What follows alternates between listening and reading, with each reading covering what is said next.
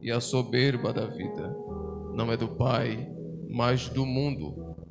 E o mundo passa, e a sua concupiscência também, mas aquele que faz a vontade de Deus permanece para sempre. Oh glória!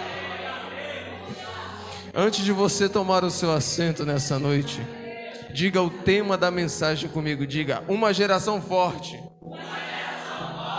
pela palavra. Tome o seu assento glorificando a Deus. Graças a Deus. Queridos irmãos, o Senhor, Ele falou comigo de uma forma muito especial. Eu busquei em Deus uma palavra para trazer na noite desse dia. E pela madrugada o Espírito Santo de Deus, Ele falou ao meu coração. E o Senhor me revelou esta palavra. E eu fui buscar em Deus uma revelação dessa palavra. Fui buscar em Deus uma interpretação para os dias atuais. E o Senhor falou fortemente ao meu coração. João, que escreve a epístola, é aquele que mais tem intimidade com Jesus. É um dos discípulos que, quando o Senhor estava na ceia, ele reclinava a sua cabeça sobre o peito do Salvador. João é aquele que escreve um evangelho diferente de todos os outros, com inteireza de detalhes. Ele acaba relatando histórias nem que Pedro, aquele que é autor do evangelho segundo Marcos, nem Mateus e nem tampouco Lucas, que não viveu nos tempos que Jesus estava sobre a face desta terra, pôde relatar. João tem muita intimidade com Jesus, e quanto maior a intimidade com Jesus, caminhos mais longos se percorre com ele. Quanto mais intimidade com Jesus, mais histórias você tem para contar. E é aqui que eu gostaria de lançar a primeira palavra profética desta noite. Quanto maior a intimidade que você tiver com Jesus, mais revelação do alto você vai ter na sua vida. Quanto mais intimidade com Jesus você tiver, mais autoridade do céu vai ter sobre sua vida. Quanto mais intimidade com Jesus você tiver, mais longe você vai chegar. Você vai ver aquilo que ninguém mais vê. Você vai ouvir aquilo que ninguém mais ouve. Você vai sentir aquilo que ninguém mais sente. Deus te chamou para ser diferente nessa geração. Oh glória ao nome de Jesus. Embora a epístola que João escreve, ela não tenha um destinatário. Há quem diga que esta epístola era para ser enviada à igreja de Éfeso, a qual o apóstolo João pastoreou por longos anos de sua vida. A palavra do Senhor vem nos dizer que os jovens da época do apóstolo João tinham um grande potencial para anunciar o reino de Deus. Tinham um grande potencial para trazer a revelação do alto para as vidas. E a Bíblia vem nos dizer que a todo custo, Satanás em Éfeso estava tentando aprisionar os jovens. Não sei se os irmãos sabem disso, mas em Éfeso estava edificada o templo da deusa Diana, que acreditava-se que a sua imagem havia descido dos altos céus. E ali naquele templo havia um culto lascivo. Um culto onde os homens mais pareciam com animais, saciando a sua própria vontade. E era nesta igreja de Éfeso que o apóstolo Paulo lhe escreve a sua epístola dizendo que a nossa luta, que a nossa peleja não é contra a carne, não é contra sangue, mas é contra principado, é contra a potestade, é contra as ordens espirituais da maldade que habitam na região celestial. Isso muito me chama a atenção, porque João ele diz: olha, filhinhos, vocês conheceram aquele que é desde o princípio. E o que me chama a atenção justamente nesta palavra princípio, quando vamos estudar a Bíblia Sagrada no livro do Gênesis, que é escrito por Moisés. Gênesis é a frase que está no primeiro capítulo, no primeiro versículo. O significado é no princípio. E quando falamos de princípio, falamos de criação. E quando falamos de criação, falamos de existência. E quando falamos de existência, temos que entender que o Deus da criação é aquele que está no princípio. Antes da fundação do mundo, ele já existia. Antes do sol despontar pelo céu, ele já existia. Antes do homem respirar, ele já existia. Antes do fundamento existir, o Senhor já existia. Antes de eu e você respirarmos, o Espírito Santo de Deus já se movia. E ainda nessa noite, se você acreditar naquilo que eu estou pregando, o mesmo Espírito que se movia lá no Éden, ele vai se mover sobre a sua casa, ele vai se mover sobre a sua vida, ele vai se mover sobre a sua família. Eu profetizo em nome de Jesus que nessa noite o Senhor do princípio de todas as coisas vai entrar na tua casa, vai entrar na tua família, vai entrar na tua parentela, vai entrar aqui nesse lugar e vai fazer o impossível acontecer.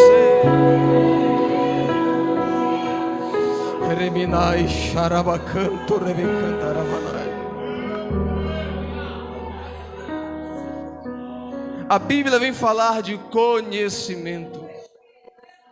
Existia um motivo do apóstolo João ter escrito esta epístola.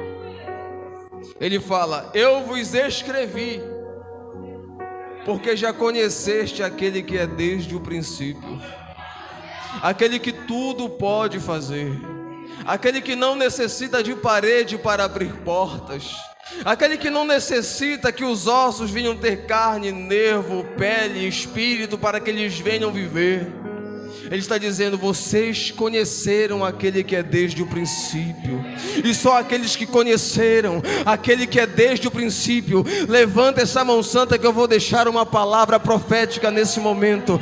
Só aqueles que conheceram a verdade vai libertar a sua família, a verdade vai libertar a sua casa, a verdade vai libertar a sua parentela. Eu profetizo em nome de Jesus, enquanto você está adorando Ele aqui, Ele está entrando na sua casa. Enquanto você está adorando Ele aqui, Ele está entrando no meio da sua família. Enquanto você está adorando Ele aqui, tem demônio caindo lá fora. Enquanto você adora Ele aqui, a porta aqui está fechada, Ele está abrindo. Ele fala: vocês conheceram aquele que é desde o princípio. Ele fala: eu vos escrevi, jovens, porque vocês são fortes. Ele dá a condição da força, e não é a força física, não é a força muscular, não é a força do seu braço, não é a força da sua perna, nem a força do seu intelecto. A Bíblia diz: e eu vos escrevi, jovens, porque sois fortes, e a palavra de Deus está em vós. Eu fui estudar um pouquinho acerca de jovem. O significado da palavra jovem é aquele que ainda não alcançou a maturidade, é aquele que está em desenvolvimento. E existem 3 classes de jovens na nossa Constituição: o adolescente jovem, que é dos 13 aos 17 anos, o jovem, que é dos 18 aos 24 anos, e o jovem adulto, que é dos 25 aos 30 anos de idade. E João está dizendo: eu vos escrevi, jovens, jovens adolescentes, jovens adultos, porque vocês são fortes, e a palavra de Deus está em vós. E o mais interessante é que nós vencemos o maligno não pela nossa força, não pela nossa influência, não pelo nosso poder aquisitivo, mas pelo poder da palavra de Deus. Ele continua escrevendo dizendo: não ameis o mundo, e nem aquilo que no mundo há. Observamos a palavra de Deus, e se não tivermos a interpretação correta, vamos dizer que, porque ela vai entrar em contradição. Porque se João diz que nós não devemos amar o mundo, e no seu evangelho ele diz que Deus amou o mundo de uma tal maneira que deu o seu Filho unigênito, como assim não devemos amar o mundo? Eu fui estudar a Bíblia e acabei descobrindo que existem 3 classes de mundo que a Bíblia vem dizer. Existe um mundo como o cosmos, o planeta, criado por Deus, onde neste planeta habitam toda sorte de vida. Vida animal, vida vegetal. Este é a primeira classe de mundo que existe como criação. A segunda classe de mundo que a Bíblia Sagrada vem relatar, e é pela qual Jesus morreu, que são os homens, as pessoas, a imagem e semelhança de Deus que habitam nesta terra. E a terceira classe de mundo, que é esta que João fala que nós não devemos amar, que nós não devemos olhar, que nós não devemos desejar, é justamente a força invisível, opressora, que trabalha contra a igreja de Jesus, que trabalha contra a família, que diuturnamente tenta fazer com que estas portas venham se fechar, mas estamos debaixo de uma palavra, e a palavra é essa: a igreja está edificada na rocha, e a porta do inferno não vai prevalecer contra ela. Pode pelejar contra a sua vida, pode pelejar contra a sua casa, pode pelejar contra a sua família, mas a palavra de Deus nos assegura a vitória. A palavra de Deus nos assegura a vitória. E eu profetizo nessa noite, em nome de Jesus, que a vitória vai chegar na sua casa, a vitória vai chegar na sua família, em nome de Jesus. Eu estou sentindo a graça de Jesus aqui. Ele fala: não ameis o mundo e nem aquilo que no mundo há, porque se alguém amar o mundo, o amor do Pai não vai estar nele. Isso é uma consequência muito grave, irmãos, muito grave, de nós amarmos o mundo. E o que é o mundo, Isaías? Esta força invisível que está no parlamento, que está na prefeitura, que está nas televisões, que está nas redes sociais, que nos induzem a fazer aquilo que desagrada ao coração de Deus e vai contra a sua palavra. É contra esta espécie de mundo que João está dizendo que nós não devemos amá-lo. E eu fui descobrir, queridos, que quando nós fazemos aquilo que desagrada a Deus, este amor do Pai se afasta de nós. E o que é este amor? Se observarmos a palavra de Deus, no capítulo 5, versículo 5 da epístola de Paulo aos Romanos, ele vai dizer da seguinte forma: que o Espírito Santo de Deus, que nos foi dado, ele derrama o amor de Deus sobre nossas vidas. O amor de Deus é derramado em nossos corações pelo Espírito Santo que nos foi dado. E quando nós amamos as concupiscências do mundo, nós perdemos o Espírito Santo de Deus, nós perdemos a comunhão com Ele. E olha só o que tem no mundo. O versículo de número 16 diz: porque tudo o que há no mundo é a concupiscência da carne, concupiscência dos olhos e a soberba da vida. A palavra concupiscência significa vontade de ter ou fazer tudo aquilo que Deus não quer que tenhamos ou façamos. Observamos esses três atributos citados por João na primeira queda da humanidade. No jardim do Éden, o Senhor deu a palavra a Adão dizendo que vocês não comerão da árvore que está no meio do jardim, nem naquele fruto vocês tocarão. Todavia, a serpente chega diante de Eva e diz: é verdade que Deus disse que de nenhuma desses frutos vocês poderão comer, e de nenhuma dessas árvores vocês poderão tocar. Eva, confundida pela serpente, diz: o Senhor nos disse, de toda árvore vos servirá por mantimento, exceto aquela que está no meio do jardim. Nós não podemos comer dela, nem sequer tocar nela, porque no dia que comermos dela, nós iremos morrer. Eva, confundida pela serpente, pelas palavras lubridiosas dela, diz que vocês não irão morrer, seus olhos se abrirão, vocês serão semelhantes a Deus, conhecedores do bem e do mal. Levou Eva a olhar para o fruto, a cobiçar o fruto, a comer o fruto, e quando ela olhou, ela pecou na concupiscência dos olhos. Quando ela comeu, ela pecou na concupiscência da carne, e ao se sentir independente da vontade de Deus, ela pecou na concupiscência, na soberba da vida. Mas o que mais me chama a atenção é que Eva, ela não conhecia quem ela era em Deus, por isso ela pecou. Porque o Senhor, quando criou o homem, disse: façamos o homem conforme a nossa imagem e segundo nossa semelhança. E o diabo, na forma da serpente, diz: se você comer do fruto, você vai ser igual a Deus. E aqui eu gostaria de abrir um parêntese para dizer, crente, você não vai parar, você não vai desistir, com uma hipótese: se você conhecer quem você é em Deus. Porque Eva não conheceu quem ela era em Deus, ela caiu. Mas o diabo não teve a mesma sorte com Jesus. Jesus, sendo cheio do Espírito Santo, foi levado ao deserto, depois de Deus ter dito do alto dos céus, dizendo: olha, vocês estão vendo esse aqui, ele é meu filho amado, e eu me alegro na vida dele. O diabo vem e fala: ei, se tu és o filho de Deus, prova para mim, manda que a pedra se transforme em pão e come. Jesus falou: não preciso provar nada para você, eu sei quem eu sou nele, eu conheço quem eu sou nele, você não vai me derrubar. Está escrito: Satanás, nem só de pão viverá o homem, mas de toda a palavra.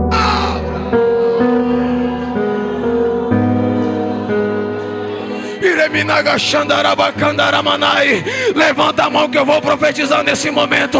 Satanás não vai roubar a essência da palavra dessa geração. Satanás não vai roubar a palavra dessa geração. Eu profetizo em nome de Jesus. Essa geração é forte pela palavra. Oh, glória!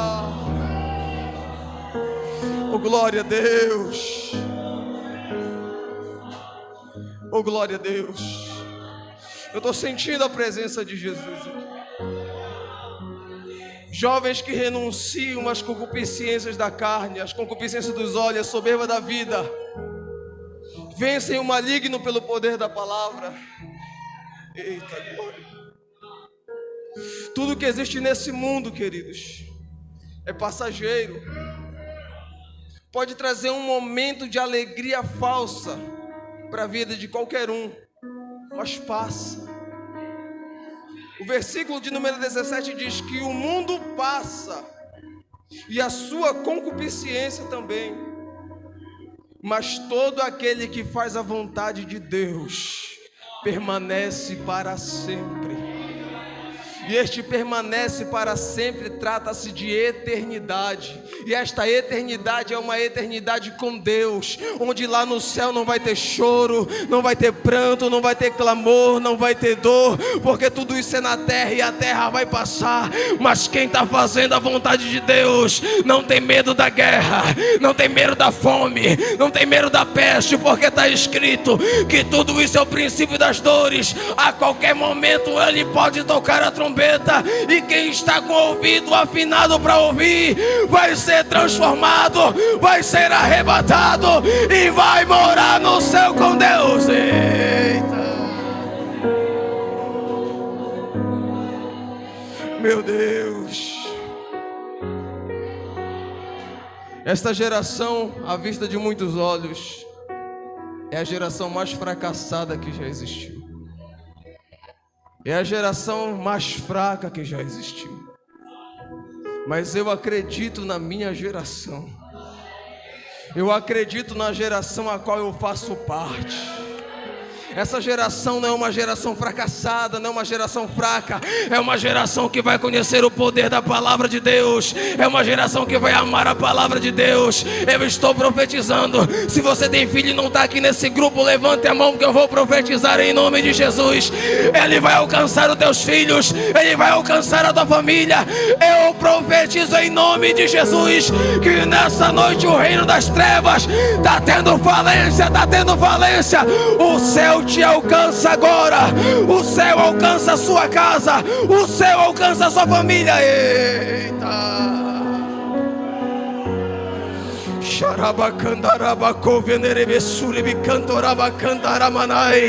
Eu estou ouvindo barulho de correntes se quebrando, eu estou ouvindo barulho de cadeados se abrindo, eu estou ouvindo barulho de portas se abrindo. Tem anjos e demônios degladiando pela vida da tua família. Oh, aleluia.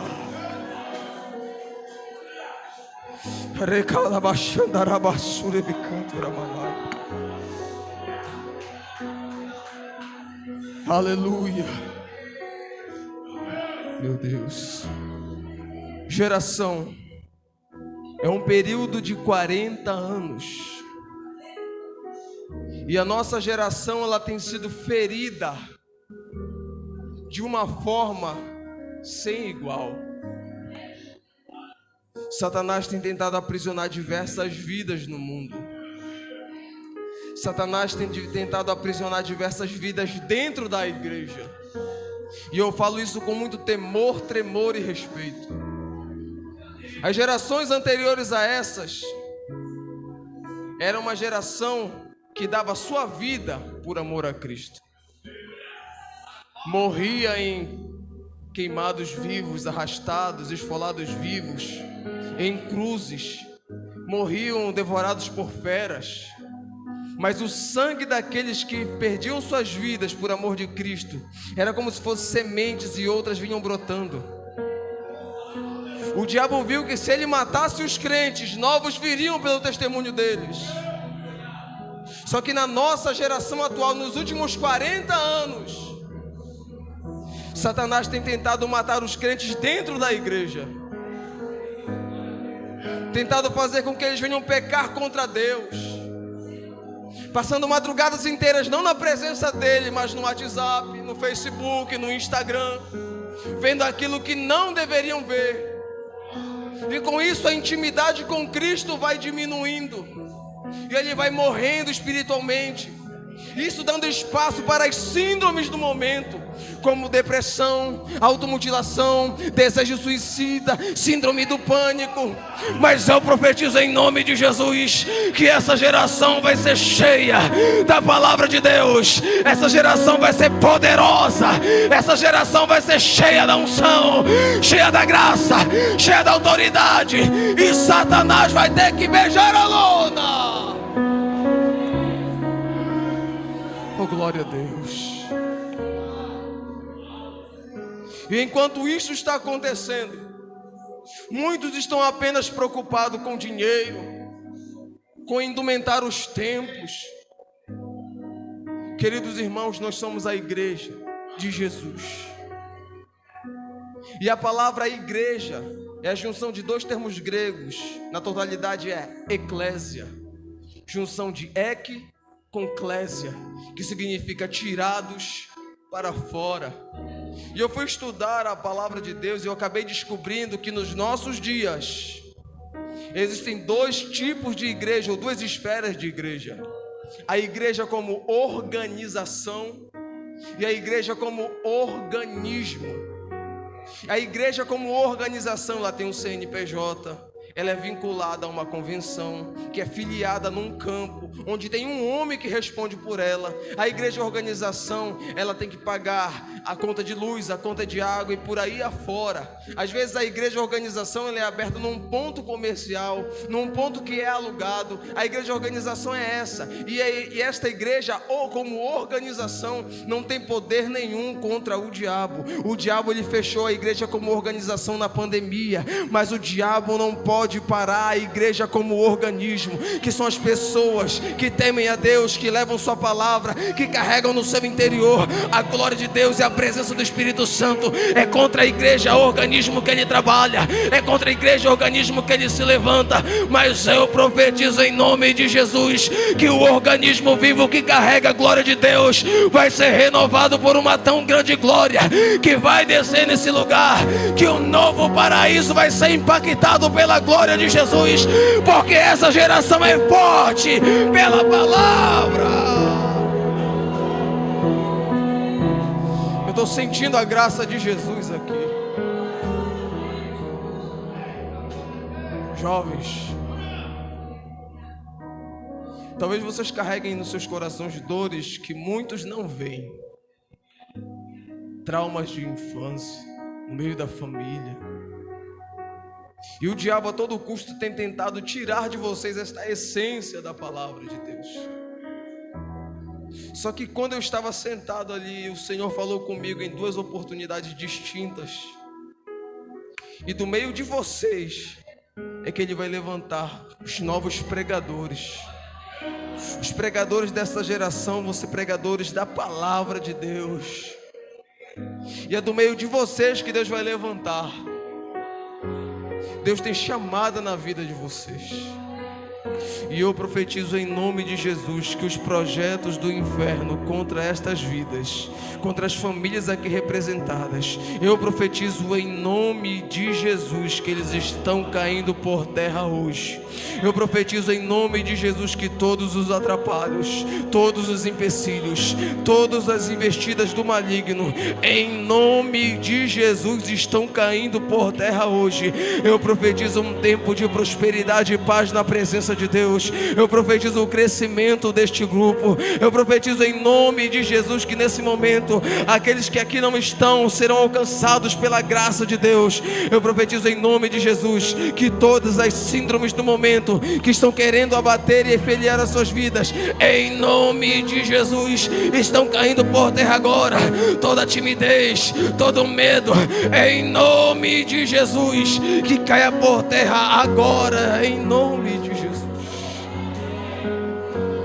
Vai ter mudança aqui nesta congregação, vai ter mudança aqui nesta comunidade. Eu não sou animador de púlpito, eu sou profeta dessa geração, e eu profetizo em nome de Jesus que a palavra de Deus vai renovar a sua vida hoje, a palavra de Deus vai renovar a sua chamada hoje, a palavra de Deus vai renovar o seu ministério hoje.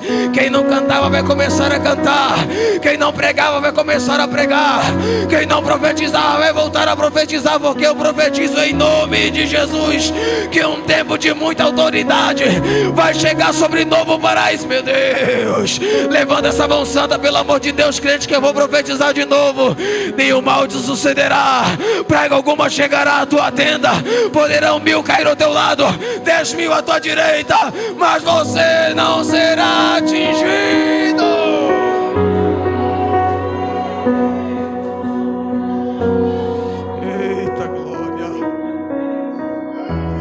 Deus tem coisas maiores para esta geração. Deus tem coisas maiores para esta geração. O diabo tem tentado matar os crentes dentro da igreja, irmãos, vivendo vazios da presença de Deus, sentindo um vazio dentro da alma que nada preenche, onde às vezes a tristeza é tão grande, que traz uma angústia dentro de si, onde parece que nada, absolutamente nada dá certo, onde até mesmo chega a ter crises existenciais, e muitos da nossa geração estão sendo feridos por essas síndromes. Só que estes ferimentos, essas enfermidades, não são de causa natural, então os remédios naturais não podem curá-las. Porque muito crente está tomando antidepressivo.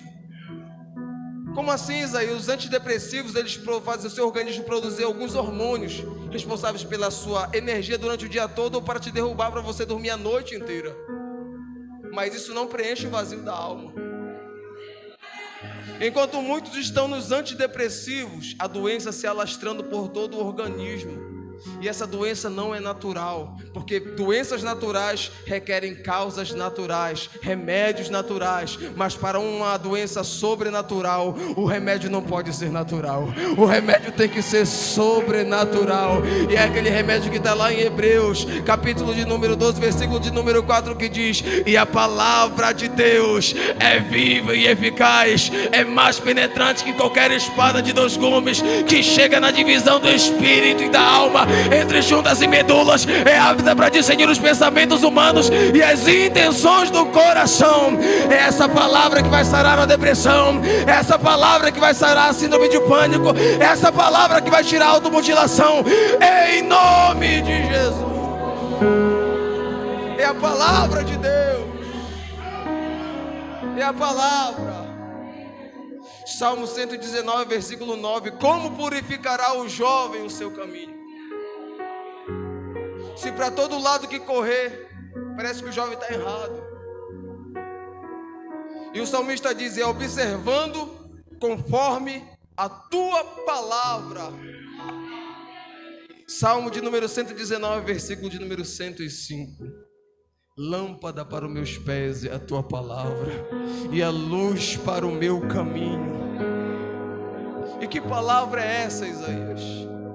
A solução é a palavra de Deus. Jesus, na oração sacerdotal, no capítulo 17, versículo 17, ele diz da seguinte forma: Pai, santifica-os na verdade, tua palavra é a verdade.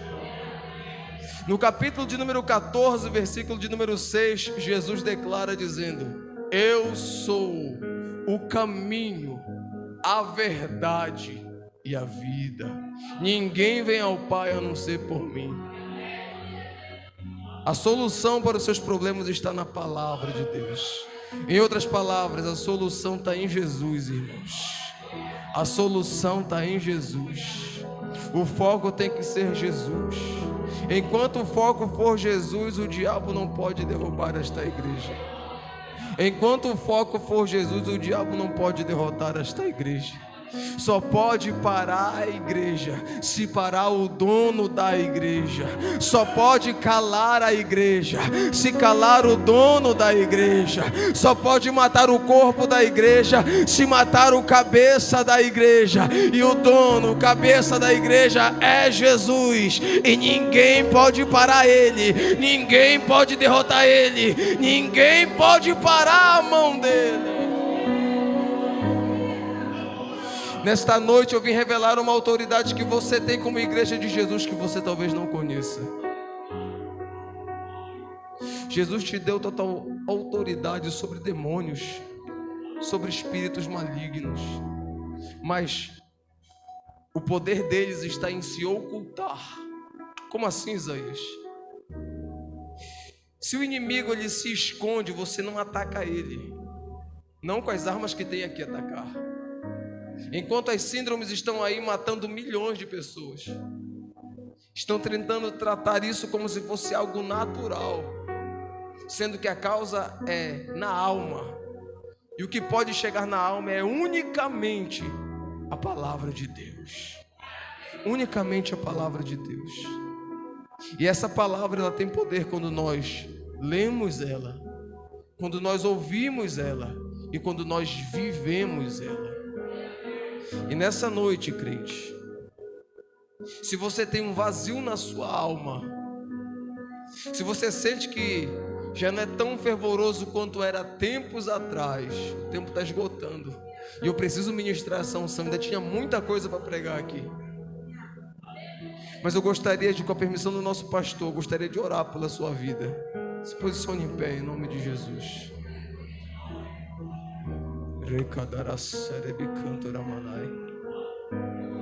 Dois convites nessa noite. Primeiro, se tem alguém que quer reconciliar, aceitar a Jesus, venha aqui à frente nessa noite.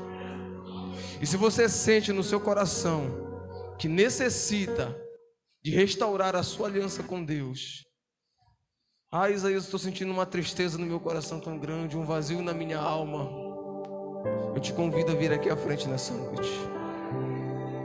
Tem um tempo novo chegando na sua vida. Eu gostaria de orar pela sua vida. Não se prenda nessa cadeira. Você sabe que a palavra de Deus falou com você. Você sabe que a palavra de Deus falou no seu coração. E você não veio aqui por um simples convite, é porque Jesus marcou esse encontro com você. E eu te convido a vir aqui à frente dessa noite.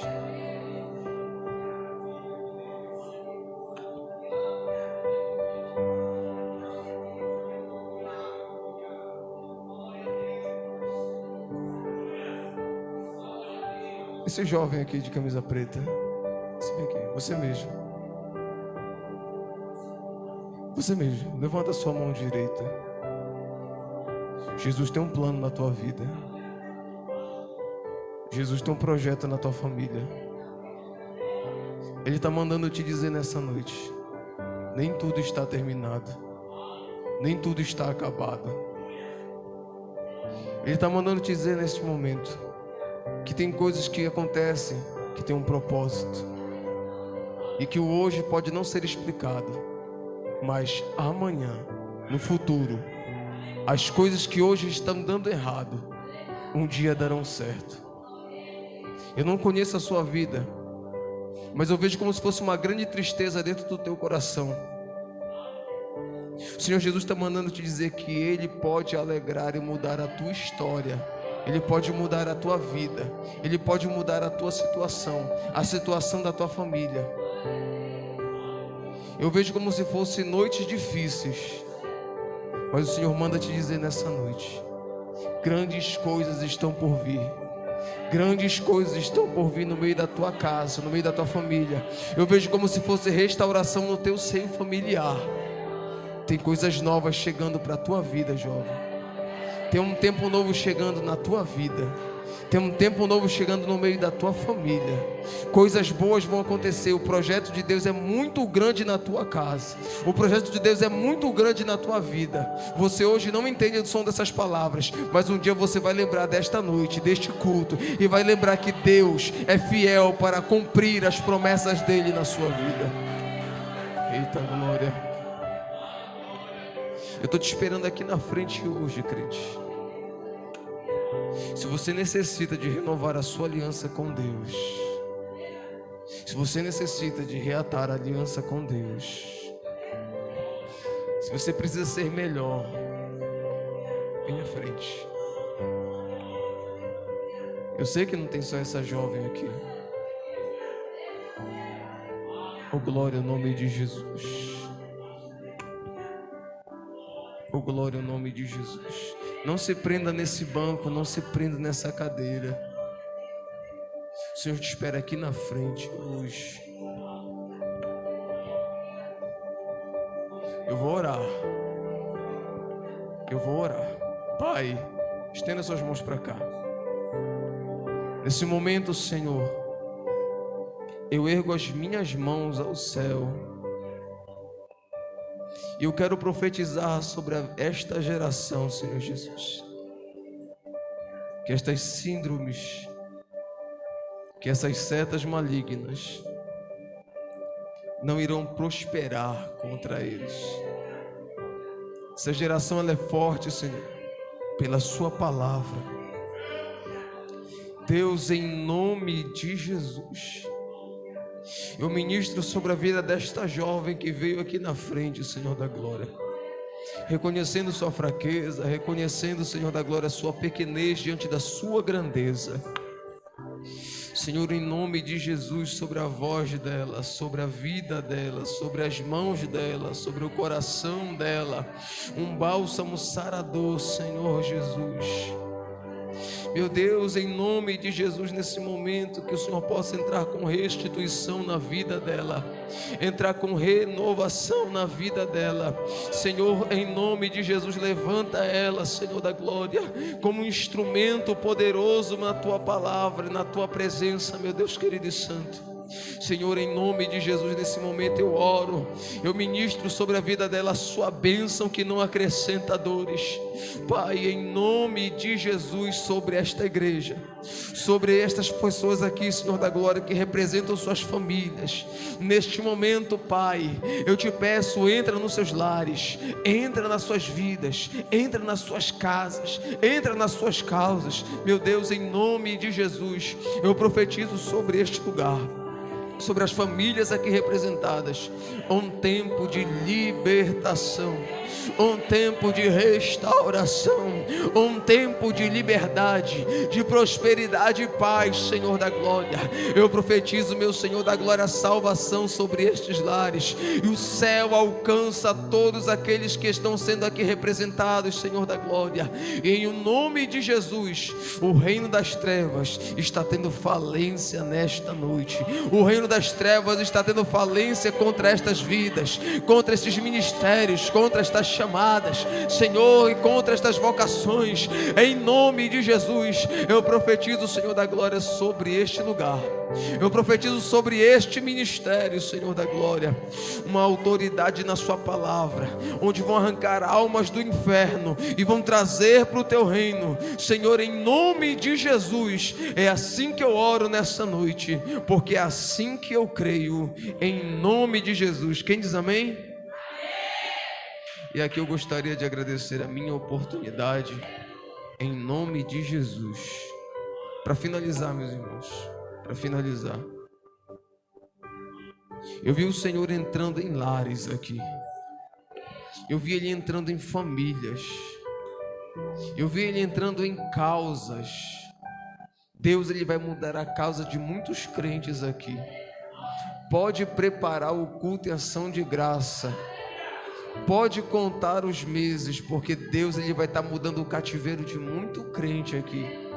Muitas famílias aqui representadas. Muitas lágrimas que foram derramadas. O Senhor vai honrar cada uma delas. E vai ter mudança. Vai ter diferença. Vai ter diferença. Amém, meus irmãos? Aqui eu gostaria de agradecer essa oportunidade. Em nome de Jesus. Amém.